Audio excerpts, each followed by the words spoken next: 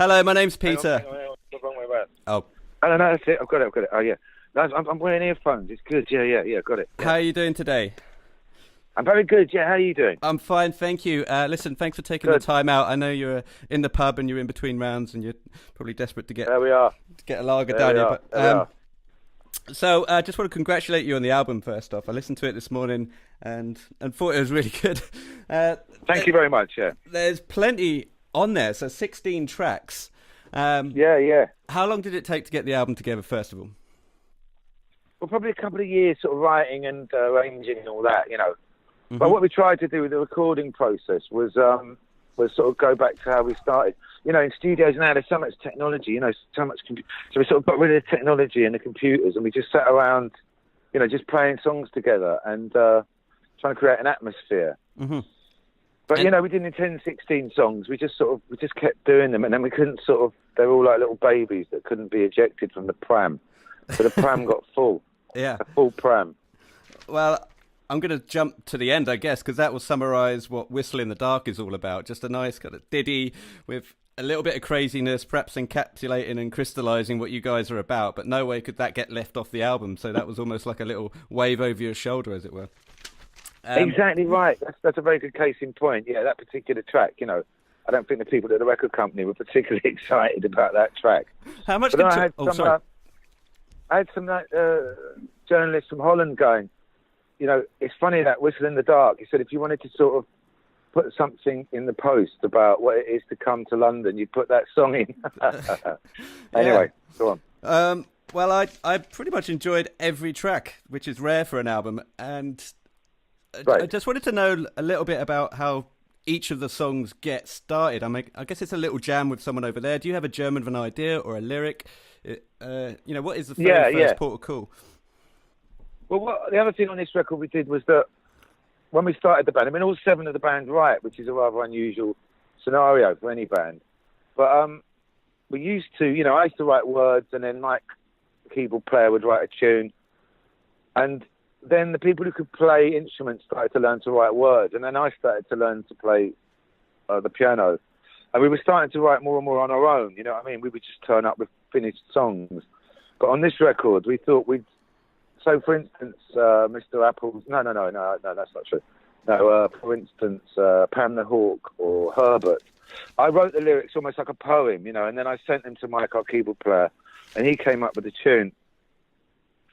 And so we were just collaborating more, but it was different on every song. Sometimes someone would send me a tune, and I'd write the words, But I tend to write words as sort of standalone kind of lyrics and send them to other people. Yeah. And is there much... You've gone a lot louder. Oh, sorry. You've gone a lot louder. Right. What about the politics of... Still very loud. Oh, I'm That's loud. It. Yeah, go on, back up. Sorry, back mate. Up. Yeah, Sorry. you're loud. Yeah. That's it. That's perfect now. Perfect. Okay, cool. What about the politics of the songs, Suggs? So if someone brings something to the table and they don't really like it, is it a democracy? Do they get voted out? Yeah, it's very difficult, because it is a democracy also. Like I said, the songwriting is different to most bands. It's also, most bands have one or at the most 2 people that kind of decide. The Beatles, the Stones and all that, as if we can compare ourselves. But anyway, let's for this moment in time. Mm-hmm. Or the Edge and Bono. or Rod Stewart. These people decide. But all 7 of us, we can have an argument for 7 hours about a pair of trousers. Never mind a song. So that's why we have Clive Langer, who produces our records and has produced all our records pretty much. As much as a kind of referee as a producer, somebody at the end of the day has to say. Because we probably had about 20 songs, and we did jettison 6 of them, right? Or something, or 4 of them, or something. But somebody at the end of the day. Yeah. So what we just, the main kind of propellant is tolerance. In this band, when you're around with these people for so long, it's so easy to start arguing about things because we know each other so well. Hmm. Even if you don't like someone else's song, we just say, well, we try. We rehearse and we try and learn the song without too much what do you call it? When you judge something before you've really done it. I can't think of the word now, although I'm very erudite. I've been told. Yeah.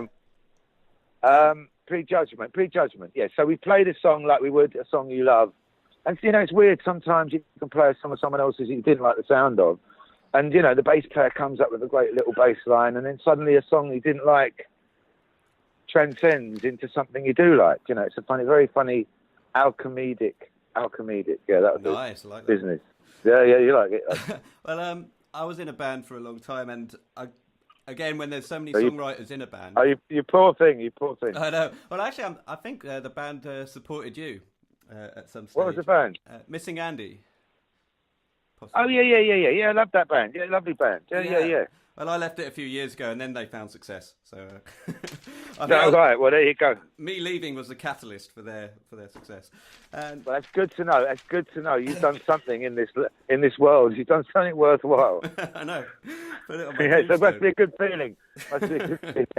Yeah, but they say never quit. Winners never quit and quitters never win. I like to say quitters always quit, and others win. But... Well, it's a bit of whatever you like, really.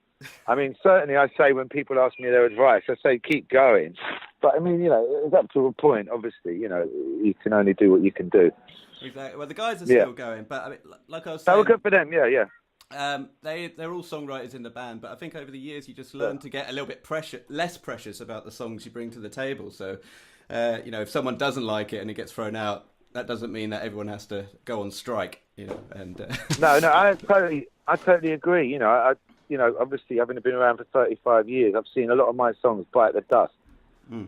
And, for me, it's always you have to think, well, I'll write a better one next time. Yeah, that you can't be too precious. No. Exactly. I really liked, like I say, a lot of the songs, but the You Are My Everything, which kind of happens halfway in the album, I really turned an ear to because it just sounded like that was the halfway point where you thought, well, let's have a serious moment here. And when you do serious, you do it really well. Thank you very much. Thank you. You're welcome. So that's funny you should say that. Because that song has been around for a while. In fact, I did a version of that song with Mike a long time ago. I mean, 3 or 4 years ago, maybe more. And everyone just said, it just sounds a bit sort of naff, really. And what does he know? This is the opposite of what I've just been talking about, actually, of letting a song go. Mike wouldn't let that song go. Mm. And then Chris came up with this kind of bit like the Isley Brothers guitar part, and it suddenly came to life. Yeah, and it's interesting. Yeah, like I say, the alchemy of just one sort of element can change the whole atmosphere. And then suddenly the song took on atmosphere, really. That's what it was. It wasn't, the song was any better, but it's quite a sort of dark atmosphere. And then it suddenly started to work. And, thanks. Yeah, I don't know about serious per se, but, yeah, I mean, it's sort of, it's not jocular, that's for sure. Yeah, it's kind of not, it's got some sort of depth to it, that song. Yeah. Well, it's just like I'm going to compare you to Robin Williams for a minute. I mean, it's got range. You can do the funny, and then when you want to do serious, it's it seems like a flick of the switch, and you can just do either or. So, anyway. What? Robbie Williams? No, Robin Williams. No, Robbie can't do either. That's me. The switch is stuck. The switch is stuck at halfway, isn't it? He just can't manage to get it one way or the other. Yeah. There's no movement anyway, on that needle. No, let's not talk about him. No, Robbie's very nice. No, God love him.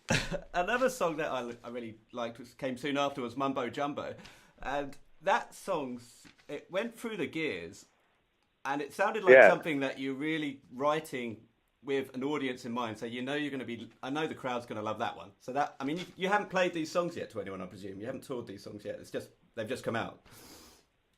Yeah, no, we've that one we've given a trial run on occasions. Yeah, as it got closer to fruition, we were trying some of the new songs out in the summer, but maybe just every now and then we pop one out. And that obviously we knew, there's as anyone who knows the band, we like all kinds of music, but that kind of ska thing is something we've always loved. And Lee just turned up with that song, and we just knew that it was something that would be good live. Also it's not like without, you're talking about politics of songs. It's also a little bit political in itself. That this kind of disillusionment with the powers that be has led us to Brexit and all the other shit that we're going through at the moment. Yeah. But that song just seemed to sort of sum it all up, yeah. Just a sort of mumbo jumbo, yeah. But also that it's quite uplifting, kind of got a good chorus. Yeah, a song that people are going to like live, yeah. Yeah, I'm looking forward to seeing that one live. And I'm also liking the way that you can get words like despoiled into a song. Not many people have that sort of craftsmanship, so I certainly liked listening to that in Herbert, I think it was, wasn't it? Yes, despoiled, yeah. And what's it? A Cathedral of Deceit. In that Mumbo Jumbo. Yeah. Cathedral of Deceit to sodomize the truth. Oh, that's a line, isn't it? Powerful. A Cathedral of Deceit to sodomize the truth. That's a Leo sax player who's fucking dyslexic, barely fucking string a sentence together normally. Wow, a few light bulbs must have gone off in the room when that one around. That was good. Yes, indeed. Is there any particular song on the album that you really like and you're looking forward to playing? I also really like that. Don't Let Them Catch You Crying, which is a sort of funny kind of. It almost sounds a bit Roxy Music or something. It's very different for what you'd expect from Madness, but it's if you play that a few times, it really gets you. Yeah, When I'm With You, I was thinking it called When I'm With You. But anyway, it's got something. It's got a nice atmosphere, that song. I like. But lots of songs.